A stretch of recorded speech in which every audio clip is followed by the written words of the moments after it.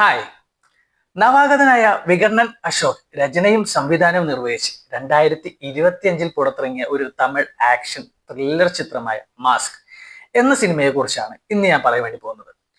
The show must go on, അതേപോലെ black Madras films, ഇവരാണ് ഈ സിനിമ നിർമ്മിച്ചിരിക്കുന്നത്. ഈ സിനിമയിൽ അഭിനയിച്ചിട്ടുള്ള മുഖ്യ കഥാപാത്രമായിട്ട് നമ്മുടെ കവിനും അതേപോലെ ആൻഡ്രിയ കൂടിയാണ് ഈ സിനിമയിൽ മുഖ്യ കഥാപാത്രമായിട്ട് അഭിനയിച്ചിട്ടുള്ളത്. ഇതിലെ കവിനാണ് ഇതിലെ നായകൻ. ആൻഡ്രയ്ക്ക് ഒരു നെഗറ്റീവ് റോളാണ് കൊടുത്തിട്ടുള്ളത്. പക്ഷെ രണ്ടുപേരും നല്ല രസകരമായിട്ട് തന്നെ ഈ സിനിമയിൽ അഭിനയിച്ചിട്ടുണ്ട് കേട്ടോ. അതിൽ കൂടുതലും എനിക്ക് ഒന്നുകൂടി ഒരു നെഗറ്റീവ് റോൾ കൊടുത്ത ആൻഡ്രയുടെ ആ ഒരു റോളാണ് എനിക്ക് കൂടുതലും ഒന്നുകൂടി ഇഷ്ടപ്പെട്ടത്. കാരണം എന്താ വെച്ച് കഴിഞ്ഞാൽ ആ ഒരു നെഗറ്റിവിറ്റി വരുമ്പോൾ ഉള്ള ആ മുഖത്തെ ഭാവങ്ങളും പിന്നെ അതിലിടക്ക് നല്ല സ്വഭാവത്തിലോട്ട് വരുമ്പോൾ ഉള്ള ആ ഒരു ഫേസിലെ ഒരു എക്സ്പ്രഷനും കാര്യങ്ങളൊക്കെ രസകരമായിട്ട് തന്നെ നമ്മൾ ആൻഡ്രയ ചെയ്തിട്ടുണ്ട്. അതേപോലെ എനിക്ക് തോന്നുന്നു കവിന്റെ എട്ടാമത്തെ നായകനായിട്ടുള്ള ഒരു മൂവി കൂടിയാണ് ഈ മാസ്ക് എന്ന് പറയുന്ന ഒരു സിനിമ. പിന്നെ നമ്മുടെ ഈ സിനിമയിലെ പാട്ട് ചെയ്തിരിക്കുന്നത് GV പ്രകാശാണ്.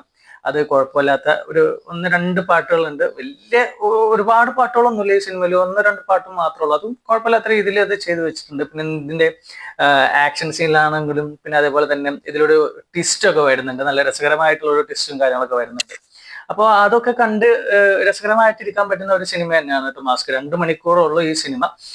അപ്പൊ അതിൻ്റെതായ കുറച്ച് പോരായ്മകൾ ഉണ്ടെങ്കിൽ പോലും കുഴപ്പമില്ലാതെ ഹാവു എന്ന് പറയാൻ തന്നെ രസകരമായ കുഴപ്പമില്ല എന്ന് പറയാൻ പറ്റുന്ന ഒരു നൈസായിട്ട് നമ്മളെ ബോറടിപ്പിക്കാത്ത ഒരു സിനിമയാണ് മാസ്ക് എന്ന് പറയുന്നത്. ഇതിന്റെ കഥയും നല്ല രസമുള്ള ഒരു കഥയാണ്. അതായത് ഇവനൊരു ഡിറ്റക്റ്റീവ് ആണ്.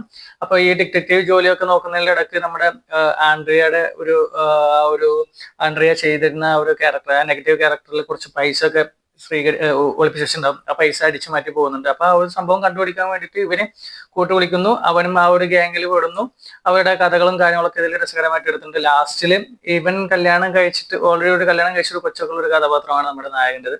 അപ്പോ കല്യാണം കഴിച്ച വൈഫിന്റെ അമ്മായപ്പൻ ആണ് ഈ ഒരു ട്വിസ്റ്റ് ഉണ്ടാക്കി വരുന്നത്. അതൊക്കെ നല്ല രസകരമായിട്ട് തന്നെ ചെയ്ത് വെച്ചിട്ടുണ്ട്. പിന്നെ എടുത്തു പറയാനുള്ളത്, അതിലൊരു ചെറിയൊരു ഹൈറ്റ് കുറഞ്ഞിട്ടൊരു ക്യാരക്ടർ ഉണ്ട്. ആശാന്റെ ആ ഒരു ആക്ടിങ് നല്ല രസമായിട്ടുണ്ട്. നല്ലൊരു വലിയൊരു മീശയൊക്കെ വെച്ചിട്ട് ഒരു ആക്ടർ ഉണ്ട്. ആളുടെ പേര് എനിക്ക് കറക്റ്റ് അറിയത്തില്ല. എന്തായാലും സംഭവം രസകരമായിട്ട് കണ്ടിരിക്കാൻ പറ്റുന്ന ഒരു 1 ടൈം മൂവി തന്നെയാണ് മാസ്ക് എന്ന് പറയുന്നത്. പിന്നെ ഈ പാട്ടിന്റെ കാര്യം പറയുകയാണെങ്കിൽ നേരത്തെ പറഞ്ഞ പോലെ GV പ്രകാശിന് പാട്ടുകൾ എന്ന് പറയുമ്പോൾ നമ്മൾ 1-2 പാട്ടുകളൊക്കെ നമ്മൾ പ്രതീക്ഷിക്കും. പക്ഷെ അങ്ങനൊന്നുമില്ല. ഒരൊറ്റ പാട്ടും പിന്നെ ഒരു ചെറിയ ഒരു ബാക്ക്ഗ്രൗണ്ട് സ്കോറും മാത്രമാണ് സിനിമയിൽ കൊടുത്തിട്ടുള്ളൂ. എനിക്ക് തോന്നുന്നു അതിന്റെ തന്നെ ആവശ്യം വരുന്നുള്ളൂ. കാരണം ഇതിൽ ലവ് സ്റ്റോറി ഒന്നുമില്ല. ചെറിയൊരു ലവ് സ്റ്റോറി പോലൊരു സംഭവം ഇതിൽ കൊണ്ടുവരുന്നുണ്ടെങ്കിലും ആ ഒരു കഥാപാത്രം മരിച്ചു പോകുന്നുണ്ട്.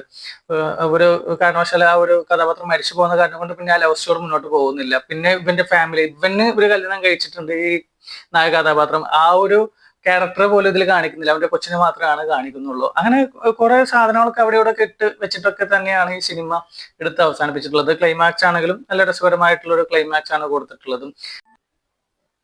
അപ്പോൾ നിങ്ങൾ ഈ സിനിമ കണ്ടിട്ടില്ലെങ്കിൽ ഒരു വട്ടം ഒന്ന് കണ്ടോളൂ. കണ്ടവരെന്തായാലും എനിക്ക് കമന്റ് ആയിട്ട് അറിയിക്കണം. അപ്പൊ അടുത്ത സിനിമയുടെ വിശേഷമായിട്ട് നമുക്ക് വീണ്ടും കാണാം. Okay, by.